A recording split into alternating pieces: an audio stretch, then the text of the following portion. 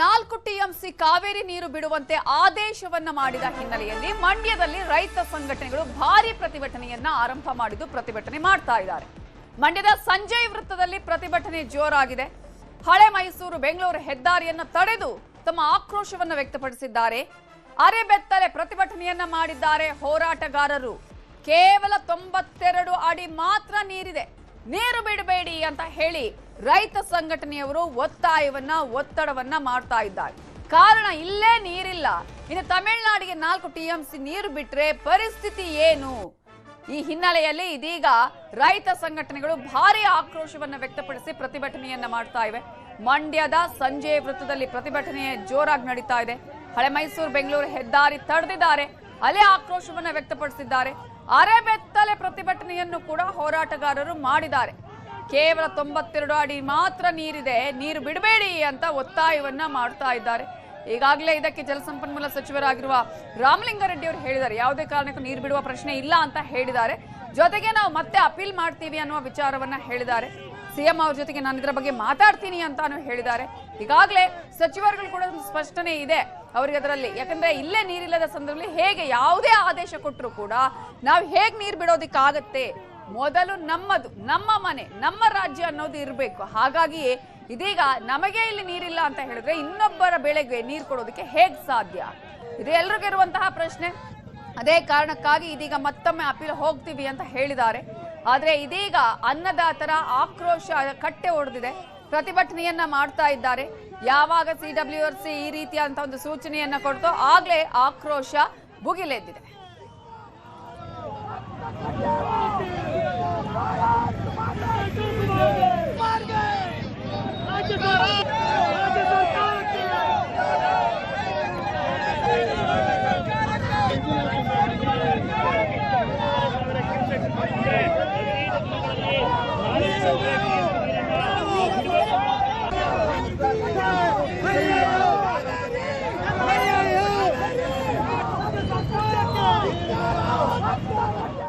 ಇದರ ಬಗ್ಗೆ ಇನ್ನಷ್ಟು ಡೀಟೇಲ್ಸ್ ಕೊಡೋದಕ್ಕೆ ನಮ್ಮ ರಿಪೋರ್ಟರ್ ಸುನಿಲ್ ಈಗ ಫೋನ್ ಸಂಪರ್ಕದಲ್ಲಿ ಜಾಯ್ನ್ ಆಗಿದ್ದಾರೆ. ಸುನಿಲ್, ಈಗಾಗಲೇ ಸಿಡಬ್ಲ್ಯೂಆರ್ಸಿ ಕೊಟ್ಟಂತಹ ಒಂದು ಆದೇಶ, ಈಗಾಗಲೇ ಮೊದಲೇ ಕರ್ನಾಟಕದಲ್ಲಿ ಕನ್ನಡಿಗರಿಗೆ ನೀರಿಲ್ಲ ಅನ್ನುವ ಪರಿಸ್ಥಿತಿಗೆ ಮತ್ತೊಂದು ರಾಜ್ಯಕ್ಕೆ ನೀರು ಕೊಡಬೇಕಾ ಅನ್ನುವಂಥದ್ದು. ಸೊ ಈ ಹಿನ್ನೆಲೆಯಲ್ಲಿ ಈಗ ಅಲ್ಲಿನ ರೈತ ಸಂಘಟನೆಯವರು ಯಾವ ರೀತಿಯಾಗಿ ಪ್ರತಿಭಟನೆಯನ್ನ ಮಾಡಿ ಒತ್ತಾಯವನ್ನ ಮಾಡ್ತಿದ್ದಾರೆ? ನವಿತಾ, ಏನು ತಮಿಳುನಾಡಿಗೆ ನೀರನ್ನ ಬಿಡಬೇಕು ಅನ್ನುವಂತಹ ಕಾವೇರಿ ನೀರು ನಿರ್ವಹಣಾ ಪ್ರಾಧಿಕಾರದ ಆದೇಶ ಏನಿದೆ, ಇದು ಮಂಡ್ಯ ರೈತರಿಗೆ ನಿಜಕ್ಕೂ ಬೇಸರವನ್ನ ತರಿಸಿರುವಂತದ್ದು. ಈ ನಿಟ್ಟಿನಲ್ಲೇ ಮಂಡ್ಯ ರೈತರು ರಸ್ತೆಗೆ ಇಳಿದು ಇವತ್ತು ಹೋರಾಟಗಳನ್ನ ಮಾಡ್ತಾ ಇದ್ದಾರೆ. ಮಂಡ್ಯದ ಸಂಜಯ ವೃತ್ತದಲ್ಲಿ ಅರೆಬೆತ್ತಲೆ ಪ್ರತಿಭಟನೆಗಳನ್ನ ಮಾಡಿದ್ರು. ಜೊತೆಗೆ ರಸ್ತೆಯಲ್ಲೇ ಉರುಳು ಸೇವೆಗಳನ್ನ ಮಾಡುವ ಮೂಲಕ ಸರ್ಕಾರದ ವಿರುದ್ಧ ಆಕ್ರೋಶಗಳನ್ನ ಕೂಡ ವ್ಯಕ್ತಪಡಿಸಿದ್ರು. ಯಾಕಂತಂದ್ರೆ ನಮ್ಮ ರಾಜ್ಯದ ಅಧಿಕಾರಿಗಳು ಕಾವೇರಿ ನೀರು ನಿರ್ವಹಣಾ ಪ್ರಾಧಿಕಾರದ ಮುಂದೆ ಸಮರ್ಪಕವಾಗಿ ಸರಿಯಾದ ರೀತಿ ಮಾಹಿತಿಯನ್ನ ಕೊಡ್ತಾ ಇಲ್ಲ. ಹೀಗಾಗಿ ಪದೇ ಪದೇ ತಮಿಳುನಾಡು ಪರವಾಗಿ ಕಾವೇರಿ ನೀರು ನಿರ್ವಹಣಾ ಪ್ರಾಧಿಕಾರ ಆದೇಶವನ್ನ ಕೊಡ್ತಾ ಇದೆ. ಹೀಗಾಗಿ ನಮ್ಮ ಸರ್ಕಾರ ಮೊದಲು ಎಚ್ಚೆತ್ಕೊಂಡು ಇಲ್ಲಿರುವಂತ ವಸ್ತುಸ್ಥಿತಿ, ಅಂದ್ರೆ ಡ್ಯಾಮ್ ನಲ್ಲಿ ಎಷ್ಟು ನೀರಿದೆ, ಎಷ್ಟು ಸಾಕಾಗುತ್ತೆ, ನಮಗೆ ಇಲ್ಲಿ ಬೆಳೆ ಬೆಳೆಯೋದಿಕ್ಕೆ ಸರ್ಕಾರ ಈಗಾಗಲೇ ಬಿತ್ತನೆಯನ್ನ ಮಾಡಬೇಡಿ ಅಂತ ಹೇಳಿದೆ. ಇಂತಹ ಸಂದರ್ಭಗಳಲ್ಲಿ ಈ ವಸ್ತುಸ್ಥಿತಿಗಳನ್ನ ಯಾಕೆ ಕಾವೇರಿ ನೀರು ನಿರ್ವಹಣಾ ಪ್ರಾಧಿಕಾರದ ಮುಂದೆ ಇಡ್ತಾ ಇಲ್ಲ ಅನ್ನುವಂತ ಆಕ್ರೋಶವನ್ನ ಇಲ್ಲಿನ ರೈತರು ವ್ಯಕ್ತಪಡಿಸ್ತಾ ಇರುವಂತದ್ದು. ಈ ನಿಟ್ಟಿನಲ್ಲಿ ಸಾಕಷ್ಟು ಆಕ್ರೋಶಗಳನ್ನ ಇವತ್ತು ಸಂಜೆಯ ವೃತ್ತದಲ್ಲಿ ರೈತರು ಮಾಡಿದ್ರು, ಅರೆಬೆತ್ತಲೆ ಪ್ರತಿಭಟನೆಗಳನ್ನ ಮಾಡಿದ್ರು. ಯಾವುದೇ ಕಾರಣಕ್ಕೂ ತಮಿಳುನಾಡಿಗೆ ನೀರನ್ನ ಹರಿಸಬಾರ್ದು, ಒಂದು ವೇಳೆ ಏನಾದ್ರೂ ಹರಿಸಿದ್ರೆ ಉಗ್ರವಾದಂತ ಹೋರಾಟವನ್ನ ಮುಂದಿನ ದಿನಗಳಲ್ಲಿ ಮಾಡ್ತೇವೆ. ಸರ್ಕಾರ ಯಾವುದೇ ಕಾರಣಕ್ಕೂ ಕೂಡ ಏನು ಕಾವೇರಿ ನೀರಾವರಿ ನಿರ್ವಹಣಾ ಪ್ರಾಧಿಕಾರ ಆದೇಶವನ್ನ ಕೊಟ್ಟಿದೆ, ಆ ಆದೇಶವನ್ನ ಪಾಲನೆ ಮಾಡಬಾರ್ದು ಅನ್ನುವಂತ ಆಗ್ರಹಗಳನ್ನ ಮಂಡ್ಯ ರೈತರು ಮಾಡ್ತಾ ಇರುವಂತದ್ದು ಅನ್ನೋದಿತ್ತ. Okay, thank you Sunil ಡೀಟೇಲ್ಸ್ಗೆ.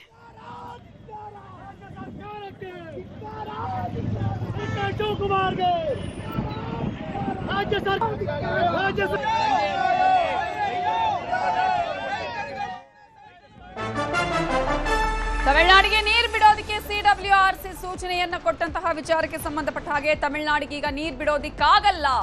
ಜಲಸಂಪನ್ಮೂಲ ಸಚಿವ ರಾಮಲಿಂಗಾರೆಡ್ಡಿ ಹೇಳಿಕೆಯನ್ನ ಕೊಟ್ಟಿದ್ದಾರೆ. ಯಾವುದೇ ಕಾರಣಕ್ಕೂ ತಮಿಳುನಾಡಿಗೆ ನೀರು ಬಿಡೋದಿಲ್ಲ ಅನ್ನುವಂತಹ ಹೇಳಿಕೆಯನ್ನ ಕೊಟ್ಟಿದ್ದಾರೆ. 15 ದಿನ 3,500 ಕ್ಯೂಸೆಕ್ ನೀರು ಹರಿಸೋದಕ್ಕೆ ಸಿಡಬ್ಲ್ಯೂಆರ್ಸಿ ಆದೇಶ ಮಾಡಿದೆ. ಸದ್ಯ ರಾಜ್ಯದಲ್ಲಿ ಬರಗಾಲದ ಪರಿಸ್ಥಿತಿ ಇದೆ, ಬರಗಾಲದ ಸಂಕಷ್ಟ ಎದುರಾಗಿದೆ. ನೀರು ಬಿಡೋದಿಕ್ಕಾಗಲ್ಲ ಅಂತ ನಾವು ಹೇಳಿದ್ದೇವೆ. ಸಭೆಯಲ್ಲಿ ಕರ್ನಾಟಕದ ಅಧಿಕಾರಿಗಳು ಇನ್ನ ವಾಸ್ತವ ಸ್ಥಿತಿಯನ್ನ ಹೇಳಿದ್ದಾರೆ. ನೀರು ಬಿಡೋದಕ್ಕೆ ಆಗದಿರುವ ಪರಿಸ್ಥಿತಿಯನ್ನ ವಿವರಿಸಿದ್ದಾರೆ. ಸಿಡಬ್ಲ್ಯೂಆರ್ಸಿ ಆದೇಶದ ವಿರುದ್ಧ ಮತ್ತೆ ಅಪೀಲ್ ಹೋಗ್ತೇವೆ. ಈ ಸಂಬಂಧ ಸಿಎಂ ಡಿಕೆ ಶಿವಕುಮಾರ್ ಅವರ ಜೊತೆಯೂ ಚರ್ಚೆ ಮಾಡ್ತೇನೆ ಅಂತ ನವದೆಹಲಿಯಲ್ಲಿ ಸಚಿವ ರಾಮಲಿಂಗಾರೆಡ್ಡಿ ಹೇಳಿಕೆಯನ್ನ ಕೊಟ್ಟಿದ್ದಾರೆ.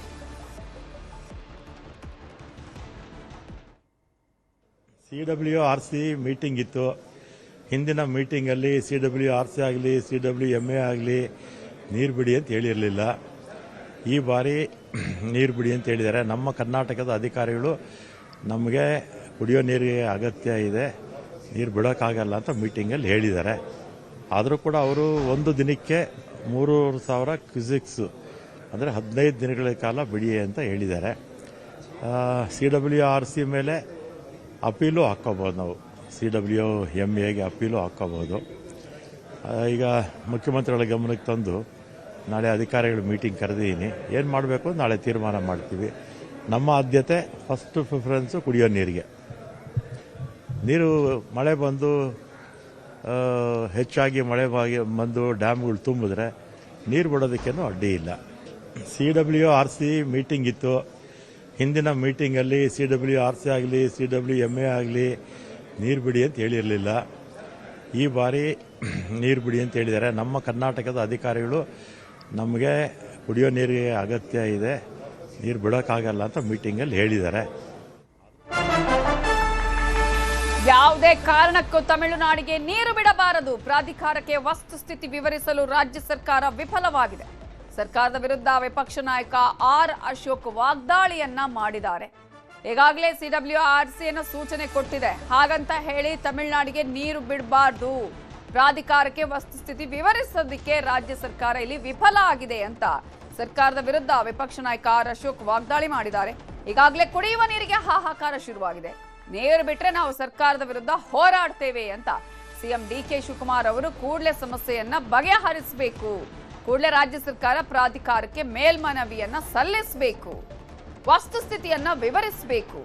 ರಾಜ್ಯ ಸರ್ಕಾರ ಕಾವೇರಿ ಪ್ರಾಧಿಕಾರ ಕೊಟ್ಟಿರುವ ಈ ಸೂಚನೆಯನ್ನ ಯಾವುದೇ ಕಾರಣಕ್ಕೂ ಪಾಲಿಸಬಾರದು ಅಂತ ಸರ್ಕಾರಕ್ಕೆ ಆರ್ ಅಶೋಕ್ ಒತ್ತಾಯವನ್ನ ಮಾಡಿದ್ದಾರೆ.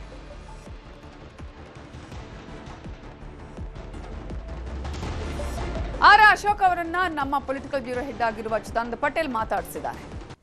ಕಾವೇರಿ ನದಿ ನೀರು ನಿರ್ವಹಣಾ ಸಮಿತಿ ಕರ್ನಾಟಕಕ್ಕೆ 15 ದಿನಗಳ ಕಾಲ ಪ್ರತಿದಿನ 3,500 ಕ್ಯೂಸೆಕ್ಸ್ ನೀರನ್ನು ಬಿಡಲಿಕ್ಕೆ ಈಗ ಸೂಚನೆಯನ್ನು ಕೊಟ್ಟಿರ್ತಕ್ಕಂಥ ಕಡೆ ಆದೇಶ ಪಾಲನೆ ಮಾಡಬೇಕಾ, ಸರ್ಕಾರ ರಿವ್ಯೂ ಪಿಟಿಷನ್ ಹಾಕಬೇಕಾ ಎಂಬುದು ಚರ್ಚೆ ನಡೀತಿರ್ತಕ್ಕಂಥದ್ದು. ಹಾಗಾಗಿ ಈ ಬಗ್ಗೆ ಮಾತನಾಡಲಿಕ್ಕೆ ನಮ್ಮ ಜೊತೆ ವಿಪಕ್ಷ ನಾಯಕ ಆಗಿರ್ತಕ್ಕಂಥ ಆರ್ ಅಶೋಕ್ ರವರಿದ್ದಾರೆ. ಆರ್ ಅಶೋಕ್ ರವರ ಇಡೀ ಪರಿಸ್ಥಿತಿಯನ್ನು ನಾನು ನಿಮಗೆ ಈಗಾಗಲೇ ನಾನು ಹೇಳಿರ್ತಕ್ಕಂಥದ್ದು. ಈಗ ಸರ್ಕಾರದ ಮುಂದಿರ್ತಕ್ಕಂಥ ಸವಾಲುಗಳೇನು, ಆದಿ ಏನು? ಇಲ್ಲ, ಈ ಒಂದು ಆದೇಶ ಏನು ಬಂದಿದೆ ನನಗಂತೂ ಒಂದು ರೀತಿ ಆಘಾತ ತಂದಿದೆ. ಮಂತ್ರಿ ಇರ್ಬೋದು, ಮುಖ್ಯಮಂತ್ರಿಗಳಿರ್ಬೋದು, ಇದನ್ನೆಲ್ಲ ಒಂದು ಕಡೆ ಸೀರಿಯಸ್ ಆಗಿ ತೊಗೊಂಡಿದ್ದಾರೆ ಅಂತ ಅನಿಸ್ಲೇ ಇಲ್ಲ ನನಗೆ. ನಾನು KRSಗೂ ಹೋಗಿದ್ದೆ.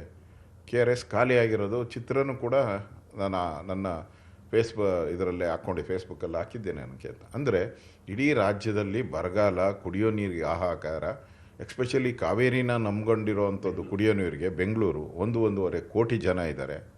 ಮತ್ತು ಮಂಡ್ಯದ ಜನದ ರೈತರ ಬವಣೆ, ಮೈಸೂರು, ಇವೆಲ್ಲವನ್ನು ನೋಡಿದ ಮೇಲೆ ಇದನ್ನು ಸರಿಯಾಗಿ ಮಂಡಳಿಯ ಮುಂದೆ ಮಂಡಿಸುವಂಥದ್ರಲ್ಲಿ ರಾಜ್ಯ ಸರ್ಕಾರ ವೈಫಲ್ಯ ಆಗಿದೆ ಅಂತ ಅನಿಸುತ್ತೆ. ಸರ್, ನಿಮ್ಮ ಪ್ರಕಾರ ಸರ್ ಪ್ರಾಧಿಕಾರದ ಆದೇಶವನ್ನು ಪಾಲನೆ ಮಾಡಬೇಕು ಅಥವಾ ಧಿಕ್ಕರಿಸಬೇಕು? ಯಾಕಂತ ಹೇಳಿದ್ರೆ ಕರ್ನಾಟಕ, ನೀವು ಹೇಳ್ತಿದ್ದೀರಾ ಕರ್ನಾಟಕ ಸರ್ಕಾರದ ಅಧಿಕಾರಿಗಳು ಸರಿಯಾಗಿ ಇಲ್ಲಿನ ವಸ್ತುಸ್ಥಿತಿ ವಿವರಿಸಿಲ್ಲ ಅಂತ ಹೇಳ್ತಿದ್ದೀರಾ. ಈಗ ತಮಿಳ್ನಾಡವ್ರು ಏನು ಆದೇಶನ ಪಾಲನೆ ಮಾಡ್ತಾರಾ? ಒಂದು ಕೋರ್ಟಲ್ಲಿ ಈಗ ಮೇಕೆದಾಟು ವಿಚಾರವಾಗಿ ಕೋರ್ಟ್ ಅವ್ರ ವಿರುದ್ಧ ಆದೇಶ ಮಾಡಿದ್ರು, ಮತ್ತೆ ಅಪೀಲ್ ಹೋದರು, ಮತ್ತೆ ಈ ಥರ ಎಲ್ಲೆಲ್ಲಿ ಸಿಗುತ್ತೋ ಯಾವುದ್ಯಾವುದು ವೇನಲ್ಲಿ ಸಿಗುತ್ತೋ ಅದರಲ್ಲಿ ಅಪೀಲುಗಳು ಹಾಕ್ಕೊಂಡು ಇವತ್ತು ಮೇಕೆದಾಟು ಯೋಜನೆಗೆ ಅಡೆತಡೆಗಳನ್ನು ಮಾಡ್ತಾ ಇದ್ದಾರೆ. ಇವತ್ತು ಕೇಂದ್ರ ಸರ್ಕಾರ ಒಪ್ಪಿಗೆ ಕೊಟ್ಟ ಮೇಲೂ ಕೂಡ ಇವರು ಅಡೆತಡೆ ಮಾಡೋದನ್ನು ನಿಲ್ಲಿಸ್ತಾ ಇಲ್ಲ. ಹಾಗೆ ನಮ್ಮವ್ರೂ ಕೂಡ ಈಗ ಏನು ಆದೇಶ ಮಾಡಿದ್ದಾರೆ ಇದಕ್ಕೆ ಅಪೀಲ್ ಹೋಗಬೇಕು. ಅವರು ಅಪೀಲ್ ಹೋಗಬೇಕು, ಟೈಮ್ ತೊಗೊಬೇಕು. ಇಲ್ಲಿನ ಪರಿಸ್ಥಿತಿಯನ್ನು ಅಧ್ಯಯನ ಮಾಡೋಕ್ಕೆ ಒಂದು ತಂಡ ಬರಲಿ. ಅವರೇ ಪ್ರಾಧಿಕಾರದವರೇ ಒಂದು ತಂಡ ನೀರಾವರಿ ತಜ್ಞರನ್ನು, 2 ರಾಜ್ಯದ ನೀರಾವರಿ ತಜ್ಞರನ್ನು ಕಳಿಸ್ಲಿ, ಪರಿಶೀಲನೆ ಮಾಡಲಿ. ಇಲ್ಲಿನ ಬೆಳೆಗಳು ಏನೋ ಬೆಳೆ ಬೆಳೀತಾ ಇದ್ದಾರಾ, ಬೆಳೆ ಹಾನಿ ಆಗಿದೆಯಾ ಚೆಕ್ ಮಾಡಲಿ. ಬೆಳೆ ಬೆಳೀತಾ ಇದ್ದರೆ ನಮ್ಮ ಫಸಲ್ ಬರ್ತಾ ಇದ್ದರೆ ನೀವು ಮಾಡಿ. ರಾಜ್ಯ ಸರ್ಕಾರ ಡಿ ಕೆ ಶಿವಕುಮಾರ್ ಅವರು ಕೈ ಚೆಲ್ಲಿ ಆದೇಶದ ಪ್ರಕಾರ ನಾವು ಬಿಡಬೇಕು, ಏನು ಮಾಡೋಕ್ಕಾಗಲ್ಲ ಅಂದರೆ ಸ್ವಲ್ಪ ತಮಿಳ್ನಾಡು ನೋಡಿ ಬುದ್ಧಿ ಕಲ್ತ್ಕೊಡ್ಲಿ. ಈಗ ವಿಜಯನ್ನೆಲ್ಲ ಬರ್ತಾ ಇದ್ದಾರೆ, ಇವರೇ ಡಿ ಕೆ ಶಿವಕುಮಾರ್ ಅವರು ತಮಿಳ್ನಾಡು ಮುಖ್ಯಮಂತ್ರಿ ಮಾತುಕತೆ ಅಂತಾರೆ. ಏನು ಮಾತಾಡ್ತೀರಾ? ಕಾಟಾಚಾರಕ್ಕಷ್ಟೇ. ಎರಡೂ ನಿಮ್ಮ ಪಾರ್ಟಿನೇ, ಅಲ್ಲೂ ಕಾಂಗ್ರೆಸ್ ಪಾರ್ಟಿನೇ, ಇಲ್ಲೂ ಕಾಂಗ್ರೆಸ್ ಪಾರ್ಟಿನೇ. ನೀವು ಈ ಮೀಟಿಂಗ್ ಆದಮೇಲೆ ಆಚೆ ಬಂದು ತಮಿಳ್ನಾಡವ್ರು ಅದೇ ಡೈಲಾಗೇ ಹೊಡಿತಾರೆ, ನಾವು ಯಾವುದೇ ಕಾರಣಕ್ಕೂ ಮೇಕೆದಾಟಿಗೆ ಅನುಮತಿ ಕೊಡಲ್ಲ ಅಂತದು ಹೇಳೇ ಹೇಳ್ತಾರೆ. ಕಾವೇರಿ ನೀರು ಬಗ್ಗೆನೂ ಕೂಡ ಒಂದೇ ಒಂದು ಇಂಚೂ ಅವ್ರು ಹಿಂದೆ ಸರಿಯಲ್ಲ. ನಮ್ಮ ಸಿ ಎಮ್ಮು ಆಚೆ ಬಂದು ಇಬ್ಬರು ಒಳಗಡೆ ಮಾತಾಡ್ಕಂತಾರೆ. ಯಾಕಂದರೆ ಇಬ್ಬರು ಅಲ್ಲೂ ಕಾಂಗ್ರೆಸ್, ಇಲ್ಲೂ ನಿನಗೂ ತೊಂದರೆ ಆಗಬಾರ್ದು, ನನಗೂ ತೊಂದರೆ ಆಗಬಾರ್ದು. ನೀನು ಹಂಗೆ ಕಂಟಿನ್ಯೂ ಆಗಬೇಕು ಮುಖ್ಯಮಂತ್ರಿ, ನಾನು ಮುಖ್ಯಮಂತ್ರಿ ಆಗಬಾರ್ದು. ನಿನ್ನ ಪಾಡಿಗೆ ನೀನು ನಾನು ಅಷ್ಟೇ. ಇದೊಂದು ಕಣ್ಣೊರೆಸುವಂಥ ಭೇಟಿ ಅಷ್ಟೇ.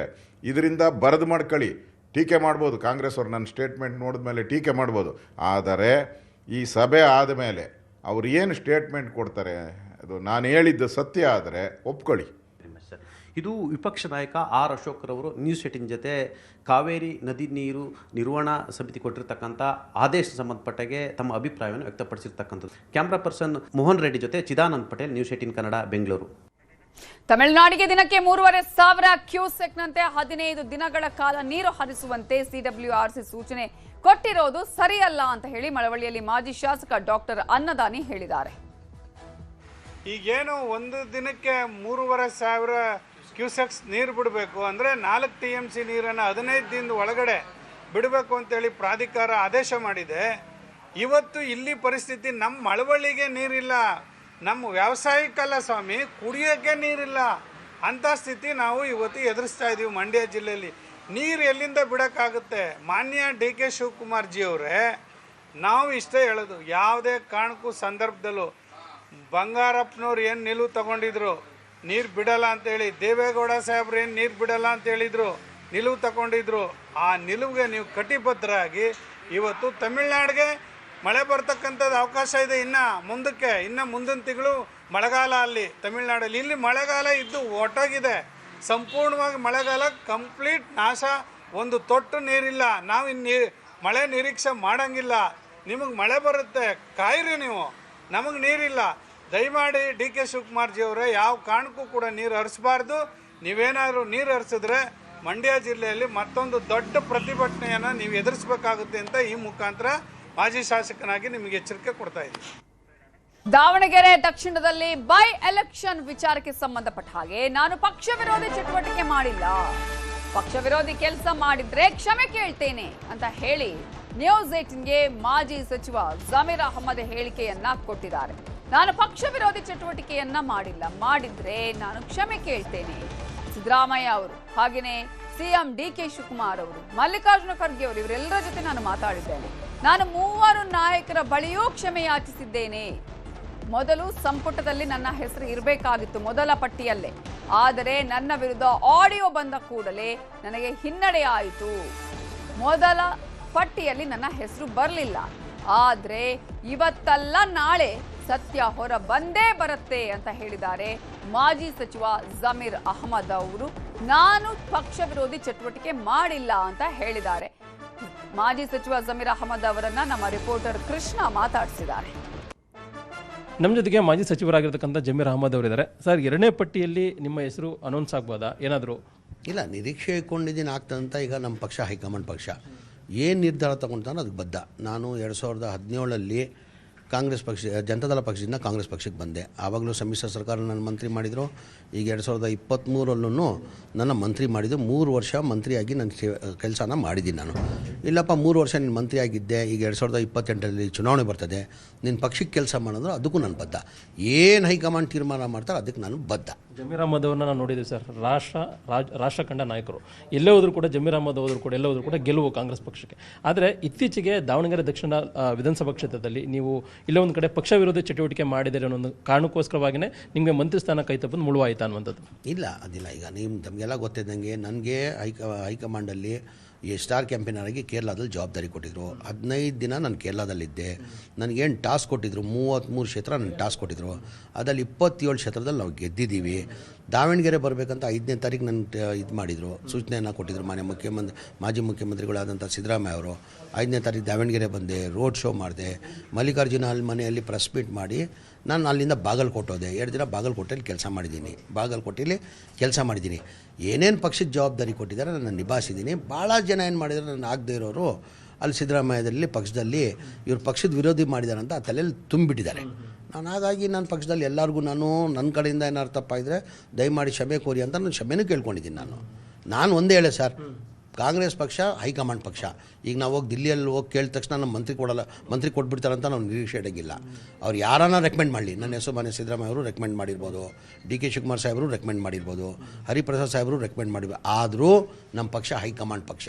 ಅಲ್ಲಿ ಏನು ಮಾಡ್ತಾರೆ, ಅವ್ರದ್ದೇ ಅಂತ ಒಂದು ಸರ್ವೆ ಮಾಡಿರ್ತಾರೆ, ಅವ್ರದ್ದೇ ಅಂತ ಒಂದು ಟೀಮ್ ಇದೆ. ಯಾರಿಂದ ಪಕ್ಷಕ್ಕೆ ಲಾಭ ಆಗ್ತದೆ, ಪಕ್ಷಕ್ಕಿಂತ ಹೆಚ್ಚಾಗಿ ರಾಜ್ಯದ ಜನಕ್ಕೆ ಯಾರಿಂದ ಲಾಭ ಆಗ್ತದೆ ಅವನ್ನ ಮಾಡೋದು. ನೀವು ಹೋಗಿ ಕೇಳಿದ ತಕ್ಷಣ ಮಾಡಲ್ಲ. ಈಗ ನಾನು ಮಾಡ್ತಾರೆ ಅಂತ ನಿರೀಕ್ಷೆ ಕೊಂಡಿದ್ದಾರೆ, ಮಾಡಿಲ್ಲ. ನಿನ್ನ ಪಕ್ಷದ ಕೆಲಸ ಮಾಡಿ 2 ವರ್ಷ ಆದರೆ ನನ್ನ ಪಕ್ಷಕ್ಕೆ ಕೆಲಸ ಮಾಡೋಕ್ಕೂ ಸಿದ್ಧ. ನೀವು ಮಾತಾಡಿದ್ದಾರೆ ಎನ್ನಲಾದಂಥ ಆಡಿಯೋ ಕೂಡ ವೈರಲ್ ಆಯಿತು. ಅದಾದ ಬಳಿಕವಾಗಿ ಮಾಜಿ ಮುಖ್ಯಮಂತ್ರಿಗಳಾದ ಸಿದ್ದರಾಮಯ್ಯವರು ಕೂಡ ಮಾತಾಡಿದ್ರು ಎಲ್ಲ ಒಂದು ಕಡೆ. ಇಂಥವ್ರನ್ನ ಸಂಪರ್ಕ ಸೇರ್ಕೊಂಡು ಮಾಡ್ಕೊಳ್ಬೇಕಾ ಅಂತ ಅಂದರೆ ನಿಮ್ಮ ಮೇಲೆ ಬೇಸರ ಹೊರ ಹಾಕುವಂಥ ಕೆಲಸವನ್ನು ಕೂಡ ಮಾಡಿದ್ರು. ಆಡಿಯೋ ಬಗ್ಗೆ ನಾನು ಅವತ್ತೇ ಹೇಳಿಕೆಯನ್ನು ಕೊಟ್ಟಿದ್ದೀನಿ. ಅದು ನನ್ನ ಇಲ್ಲ ಏನೋ ಮಾಡಿ ಕ್ರಿಯೇಟ್ ಮಾಡಿದಾರಂತ. ಯಾರು ಆಡಿಯೋದಲ್ಲಿ ಮಾತಾಡಿದ್ದಾರೆ ಸಿರಾಜ್ ಅವರು ಕಂಪ್ಲೇಂಟು ಕೊಟ್ಟಿದ್ದಾರೆ. ಅದು FIR ಆಗಿದೆ. ಆ FSL ಕಳಿಸಿದಾರಂತೆ. ಆ ತನಿಖೆ ನಡೀತಾ ಇದೆ. ಒಂದು 2-3 ದಿನದಲ್ಲಿ ಸತ್ಯಾಂಶ ಆಚೆ ಬಂದುಬಿಡ್ತದೆ. ನಾನು ಹೇಳಿಕೆ ಕೊಟ್ಟಿದ್ದೀನಿ ನಂದಿಲ್ಲ ಅಂತ. ಇವಾಗ FSL ಕಳಿಸಿದಾರಂತ ಸುದ್ದಿ ಇದೆ. ತನಿಖೆ ನಡೀತಾ ಇದೆ, ಪೊಲೀಸರು ತನಿಖೆ ಮಾಡ್ತಾರೆ. ತನಿಖೆದಲ್ಲಿ ಬರ್ತದೆ, ಸತ್ಯಾಂಶ ಆಚೆ ಬರ್ತದೆ. ಎಲ್ಲೇ ಹೋದ್ರು ಕೂಡ ಜಮೀರ್ನ ಮಗ ಅಂತ ಅನ್ಕೊಂಡಿದ್ರು ಸಿದ್ದರಾಮಯ್ಯ. ಈಗಲೂ ಹಂಗೆ ಅನ್ಕೊಂಡಿದ್ದಾರೆ ಸರ್. ಈ ಒಂದು ಬೆಳವಣಿಗೆ ಆದಮೇಲೆ ನಿಮ್ಮ ಮಂತ್ರಿ ಸ್ಥಾನದಿಂದ ಹೊರಗಡೆ ಹೋದ್ಮೇಲೆ ಏನಾದ್ರು ಬೇಜಾರಾಗಿದ್ದಾರೆ ಸರ್ ನಿಮ್ಮ ಅವ್ರ ನಡುವೆ ಸಂಬಂಧ? ಏನು ಬೇಜಾರಿಲ್ಲ. ಅವ್ರು ಅವತ್ತು ನಮ್ಮ ನಾಯಕರಾಗಿದ್ದರು, ಮುಂದೆನೂ ಅವರೇ ನಮ್ಮ ನಾಯಕರು.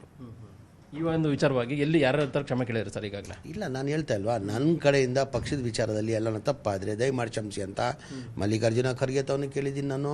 ನಮ್ಮ ವೇಣುಗೋಪಾಲ್ ಸಾಹೇಬ್ರು ತವ, ಸುರ್ಜೇವಾಲ್ ಸಾಹೇಬ್ರು ತವ, ಮುಖ್ಯಮಂತ್ರಿ ಆದಂಥ ಶಿವಕುಮಾರ್ ಸಾಹೇಬ್ರು ತವ, ಸಿದ್ದರಾಮಯ್ಯ ಅವ್ರ ತವ, ಹರಿಪ್ರಸಾದ್ ತವ, ಎಲ್ಲರ ತವನು ಕೇಳ್ಕೊಂಡಿದ್ದೀನಿ. ಈಗ 2ನೇದು ಕ್ಯಾಬಿನೆಟ್ ಆಗ್ತಾ ಇದೆ. ಒಂದು ವೇಳೆ ನಿಮ್ಮ ಹೆಸರು ಇಲ್ಲ ಅಂತಂದರೆ ನೀವೇನಾದರೂ ಬೇರೆ ರೀತಿಯ ನಡೆಯನ್ನು ತೋರ್ತೀರಾ ಅನ್ನೋಂಥದ್ದು? ನಾನು ಹೇಳ್ತಾ ಇಲ್ವಾ, ಈಗ ಮಂತ್ರಿ ಆಗಿರ್ಬೇಕಂತಲೇ ಇಲ್ಲ, ಪಕ್ಷ ತೀರ್ಮಾನ ಮಾಡ್ತಾರೆ. ಅದಕ್ಕೆ ಪಕ್ಷದಲ್ಲಿ ಮಂತ್ರಿ ಸ್ಥಾನ ಕೊಟ್ಟರೆ ಮಂತ್ರಿ ಸ್ಥಾನ ಕೆಲಸ ಮಾಡ್ತೀವಿ. ಇಲ್ಲ ನೀನು 2023-28 ಚುನಾವಣೆ ಬರ್ತದೆ, ಪಕ್ಷಕ್ಕೆ ಕೆಲಸ ಮಾಡೋದು ಪಕ್ಷದ ಕೆಲಸ ಮಾಡ್ತಾರೆ. ಇದಿಷ್ಟು ಜಮೀರ್ ಅಹಮದ್ ಅವರ ಮಾತು. ಕ್ಯಾಮರಾ ಪರ್ಸನ್ ಶಿವಪ್ಪ ಜೊತೆಗೆ ಕೃಷ್ಣ ಜಿವಿ, ನ್ಯೂಸ್ 18 ಕನ್ನಡ, ಬೆಂಗಳೂರು. ಬೆಂಗಳೂರಲ್ಲಿ ಖಾಲಿ ಸೈಟ್ ಬಿಟ್ಟಿರೋರೆ ಈ ಸುದ್ದಿಯನ್ನ ಗಮನಿಸಿ.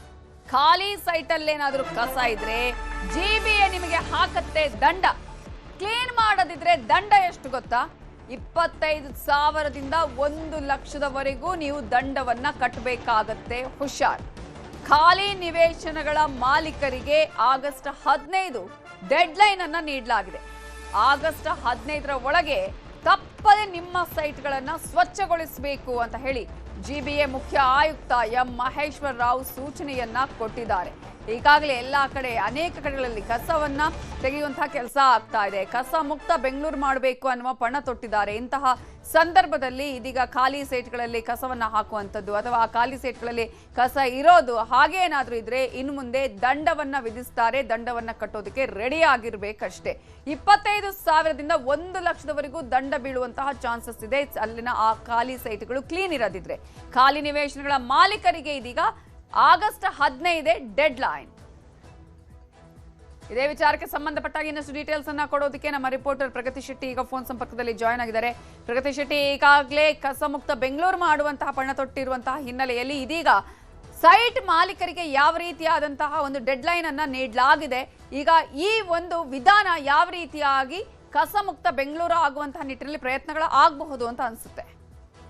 ನವಿತಾ ಜೈನ್, ಕಳೆದ ಕೆಲವು ದಿನಗಳ ಹಿಂದಷ್ಟೇ ಕೃಷ್ಣ ಬೈರೇಗೌಡ ಅವರು ಬೆಂಗಳೂರು ಅಭಿವೃದ್ಧಿ ಖಾತೆ ಸಚಿವರು ಬೆಂಗಳೂರಿನಲ್ಲಿ ಆಗಸ್ಟ್ ಇಂದ ಕಸಮುಕ್ತ ಬೆಂಗಳೂರು ಮಾಡ್ತೀವಿ, ಅಂದ್ರೆ ಸ್ವಾತಂತ್ರ್ಯ ನಮ್ಗೆ ಕಸದಿಂದ ಸಿಗಬೇಕು ಅನ್ನುವಂತಹ ಉದ್ದೇಶದಿಂದ ಈ ಒಂದು ಅಭಿಯಾನವನ್ನ ಆರಂಭ ಮಾಡ್ತೀನಿ ಅಂತ ಹೇಳಿದ್ರು.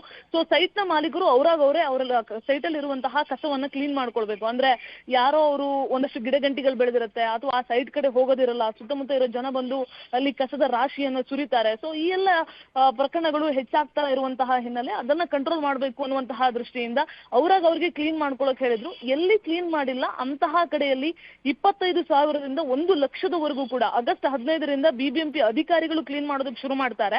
ಆಗ ಒಂದ್ ವೇಳೆ ಏನಾದ್ರೂ ಕ್ಲೀನ್ ಆಗದೆ ಇರೋದು ಬೆಳಕಿಗೆ ಬಂದ್ರೆ 25,000ದಿಂದ 1,00,000ವರೆಗೂ ಕೂಡ ಇವರಿಗೆ ಫೈನ್ ಹಾಕೋದಕ್ಕೆ ಅನುಮತಿ ಮತ್ತೆ ಅವಕಾಶ ಇರುತ್ತೆ ಅಂತ ಮತ್ತೊಮ್ಮೆ ಈಗ ಎಚ್ಚರಿಕೆಯನ್ನ ಕೊಟ್ಟಿರುವಂತದ್ದು ನವಿತಾ ಜೈನ್. ಸೊ ಕಸಮುಕ್ತ ಬೆಂಗಳೂರು ಮಾಡೋದಕ್ಕೆ ಇದೊಂದು ಒಳ್ಳೆ ಇನಿಷಿಯೇಟಿವ್ ಆಗುವಂತಹ ಸಾಧ್ಯತೆ ಇರುವಂತದ್ದು ನವಿತಾ ಜೈನ್. ಈಗ ಕೆಲವು ಕಡೆಗಳಲ್ಲಿ ಅಂದ್ರೆ ಆ ಒಂದು ಮಾಲೀಕರ ಸೈಟ್ಗಳಲ್ಲಿ ಇರೋದಿಲ್ಲ, ಅಂತಹ ಸಂದರ್ಭದಲ್ಲಿ ಕೂಡ ಏನಾದ್ರೂ ಸೂಚನೆಯನ್ನ ಅವರಿಗೆ ಅಥವಾ ನೋಟಿಸ್ ಅನ್ನು ಏನಾದ್ರೂ ನೀಡಲಾಗತ್ತಾ, ಹೇಗೆ? ಇಲ್ಲಿ ಯಾವುದೇ ರೀತಿ ನೋಟಿಸ್ ಕೊಡೋದಿಲ್ಲ. ಯಾಕಂದ್ರೆ ಮೊದಲೇ ನಿಮಗೆ 1 ತಿಂಗಳ ಹಿಂದೆನೆ ಅಂದ್ರೆ ಕಳೆದ 15 ದಿನಗಳ ಹಿಂದೆನೆ ಈ ರೀತಿಯಾಗಿ ಒಂದು ಅಭಿಯಾನ ಮಾಡ್ತೀವಿ ಅಂತ ಬಹಳ ಸ್ಪಷ್ಟವಾಗಿ ಹೇಳಿದ್ರು. ಜೊತೆಗೆ ಆಗಸ್ಟ್ 15ರ ಒಳಗಡೆ ನೀವು ಕ್ಲೀನ್ ಮಾಡಬೇಕು ಅನ್ನೋದನ್ನು ಕೂಡ ಬಹಳ ಕ್ಲಿಯರ್ ಆಗಿ ಹೇಳಿದ್ರು. ಜೊತೆಗೆ ಒಂದೊಮ್ಮೆ ನೀವು ಕ್ಲೀನ್ ಮಾಡದೇ ಇದ್ರೆ ಅದು ಆ ಸಂದರ್ಭದಲ್ಲಿ ಕ್ಲೀನ್ ಮಾಡೋಕೆ ತಗಲುವಂತಹ ವೆಚ್ಚವನ್ನ ಅಂದ್ರೆ ಈ GBA ಸಿಬ್ಬಂದಿಗಳು ಹೋದಾಗ ಕ್ಲೀನ್ ಮಾಡ್ತಾರಲ್ಲ ಆ ವೆಚ್ಚವನ್ನ ಆ ಸೈಟ್ ನ ಮಾಲೀಕರೇ ಭರಿಸಬೇಕು. ಅದರ ಜೊತೆಗೆ ದಂಡವನ್ನ ಕೂಡ ವಿಧಿಸ್ತೀವಿ. ಜೊತೆಗೆ ಆಸ್ತಿ ತೆರಿಗೆಯಲ್ಲೂ ಕೂಡ ಆ ದಂಡ ಆಡ್ ಆಗುತ್ತೆ ಅಂತೆಲ್ಲ ಎಚ್ಚರಿಕೆ ಕೊಟ್ಟಿದ್ರು. ಬಟ್ ಈಗ ಸ್ಪಷ್ಟವಾಗಿ ಹೇಳಿದ್ದಾರೆ 25,000ದಿಂದ 1,00,000ವರೆಗೂ ಕೂಡ ಆ ದಂಡದ ಮೊತ್ತವನ್ನ ಹಾಕಬಹುದು ಅಂತ. ಸೊ ಹಾಗಾಗಿ ಮತ್ತೆ ಕ್ಲೀನ್ ಮಾಡೋಕ್ ಹೋದಂತ ಸಂದರ್ಭದಲ್ಲಿ ಇವ್ರಿಗೆ ಇನ್ನೊಂದ್ಸಲ ನೋಟಿಸ್ ಎಲ್ಲ ಕೊಡಲ್ಲ. ಬದಲಿಗೆ ಮೊದಲೇ ಈ ಹಿಂದೆನೆ ಎಲ್ಲ ಬಹಳ ಕ್ಲಿಯರ್ ಆಗಿ ಹೇಳೋದ್ರಿಂದ ಆಗಸ್ಟ್ 15ರ ಒಳಗಡೆನೆ ಎಲ್ಲ ಕಸ ಕಡ್ಡಿಗಳನ್ನ ಗಿಡ ಗಂಟಿಗಳನ್ನ ಎಲ್ಲವನ್ನು ಕೂಡ ಅವರ ಸೈಟ್ ನ ಅವರೇ ಕ್ಲೀನ್ ಮಾಡ್ಕೋಬೇಕು. Navita Jain. Okay, thank you Pragati Shetty ಡೀಟೇಲ್ಸ್ಗೆ.